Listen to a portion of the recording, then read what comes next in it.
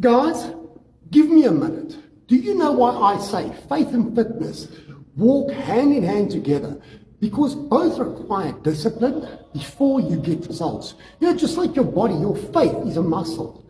If you don't train it, it can't grow. In the Bible, it tells us in Matthew 17, verse 20, faith, as small as a mustard seed, can move a mountain. I learned in my life in the last 2 years, it's not about having the perfect faith. It's about showing up on the days that you feel weak. Because you don't just train to look good, you train to build consistency. You train to build confidence, and you train to build character inside of you. And that same consistency is what builds strong faith, which is so important. So work out on your faith with discipline by trusting the strength that Father God has placed in you. If you train with faith and you put your fitness together, it will change your life forever. Guys, I want to encourage you. Put God first with everything that you do and have faith and discipline in your life. Have a fantastic Thursday. Blessings to everyone. And I'll probably catch up with you again tomorrow.